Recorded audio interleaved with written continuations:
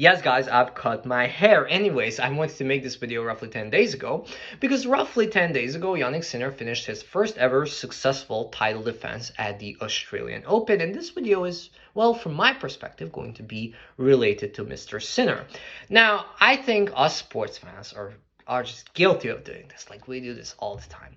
We split the teams that we watch or the players that we watch into two groups: the teams slash players that we either really like and then those who we dislike. And the problem is always going to be on this side. So the teams that we really like are just going to be overprotected by us. We are just going to argue with strangers online. We're just going to make up stuff to explain why are they the greatest. We're just going to buy their merchandise. We're going to like every social media post and so on and so forth. But then there is this group. There is this group that you don't like. And the reasons why you don't like is actually simple. We are human beings. You're just not going to like somebody because the way how they look. Because of something so small as the color of their jersey. The way their hair looks. The color of their hair. You're just not going to like them. Personally, I do not like Jannik Sinner because the first time I saw him, I don't know, maybe 4 or 5 years ago, he kind of reminded me of a dinosaur. What's the dinosaur name which is flying? The Pterodactylus, something like that. He just has this ridiculously long arms and legs. He's skinny and pale and ginger. He kind of reminded me of Andy Murray. I also didn't like Andy Murray because he was ginger and he had the weird hair. He had the curly afro and then he had the bald spot, and just I didn't like him. And just I understand that there's a lot of Andy Murray fans watching this video, but visually I just didn't like Andy Murray because everything about him was ugly to me. And I don't like Jannik Sinner because everything is ugly to me about him. And his last name is Sinner and he's boring as shit. Like, how is your last name Sinner and you're a ginger Italian that doesn't say anything? Like, you're supposed to be Nick Kyrgios. Like, what the hell is going on? Anyways, jokes aside, the reasons why you don't like a certain team slash certain player are so small. And you have to understand that you're not morally superior to somebody because you like a certain team, certain player. And I felt this back in the day when Federer was playing. I felt a bunch of Federer fans were almost like condescending towards Novak fans because they thought that they were morally superior, more intelligent or whatever compared to Novak fans because they liked Federer. You like Federer because you like the way how he looks. Like, you like his outfit, you like his hair. You like how he flicks his racket when he hits the backhand. Everything is visual. You're not like IQ 250 when you like Federer. You're not an aristocrat when you like Federer. Jesus, it's not that difficult to understand. And a lot of times, when it comes to liking or disliking somebody, it's also geographically related. Like 70% of Philadelphia or 90% of Philadelphia are going to be Philadelphia Eagles fans. Jesus, eureka, like what the hell? Why am I a Philadelphia Eagles fan? Because back in 2010, I actually started watching NFL back in 2009. And I was kind of a low-key Arizona Cardinals fan. But back in 2010, I kind of lowered my voice randomly. I watched Week 1, Philadelphia versus Green Bay, and the backup quarterback was Michael Vick. Now, I didn't know anything about Michael Vick back then, but the starting quarterback, Kevin Kolb, got injured, and Michael Vick came into the match.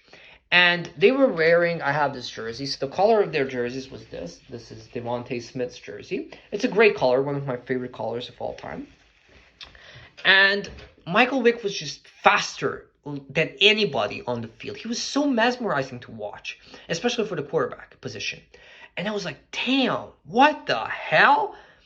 And they had another dude, Deshaun Jackson, who was also really fast. So I was like, damn, these guys are fast. And I was like 12, 13 back then. These guys are fast. Look at the colors. I like the eagle as the animal.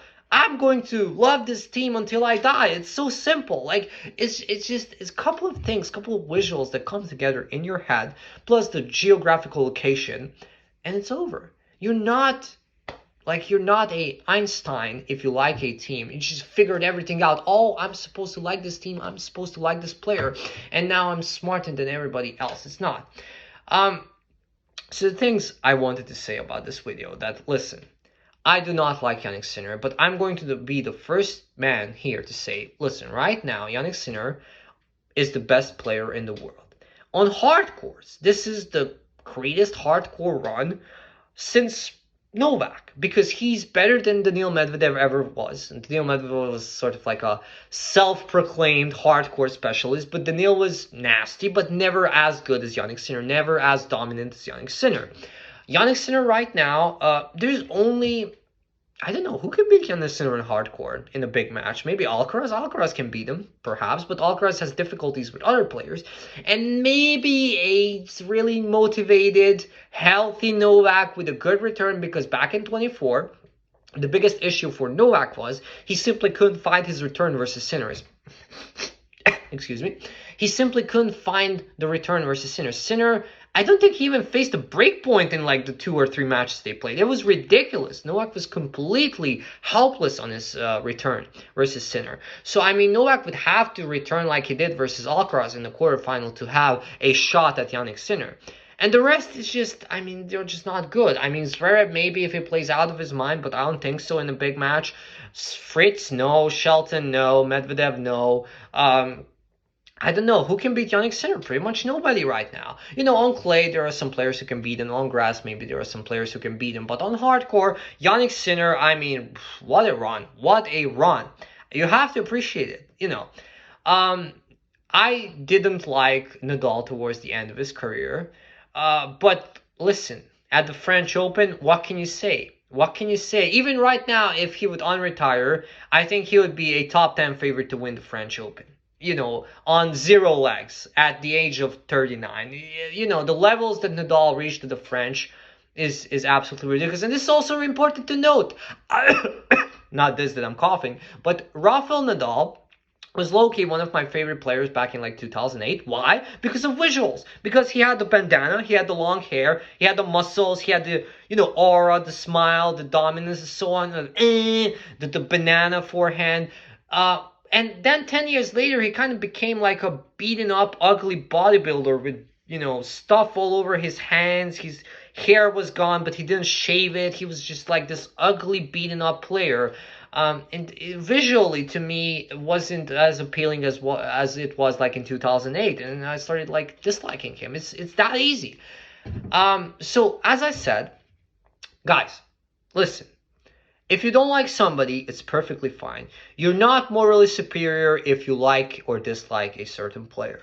But please, you have to appreciate greatness. We watch sports because of greatness. You watch sports because of moments like Usain Bolt, Berlin 2009, when he ran 9.57 to 9.58, slowing down before the finish line, turning around. And a year prior to that, he ran 9.69, which was also a world record, and he slowed down like 30 meters before the finish line, banging his chest. Like, that's why you watch sports. You watch sports because you want to see greatness. You watch sports because you want to see broken records. You watch sports because you want to be like, damn, what the hell? I am so blessed that I was able to witness this. And sometimes your favorite team and your favorite player are going to be on the losing side and it's going to suck. But at the end of the day, you're watching for entertainment, for being mesmerized, for being like, damn, I could do this my whole entire freaking life, and I couldn't come close to being as good as this player / team. You have to appreciate it. You have to appreciate the effort. You have to appreciate the sacrifices. You have to appreciate sports. That's why you're a sports fan. Don't be a weirdo. Don't be an obsessed hater. You can be an obsessed fan, which is perfectly fine. But don't be a hater. That's what I'm trying to say. Listen, endless examples. I'll just bring up one more. I'm a Lewis Hamilton fan. I don't like Max Verstappen. It's funny how back in 2010, 2020, 2021, everybody was a Lewis Hamilton hater.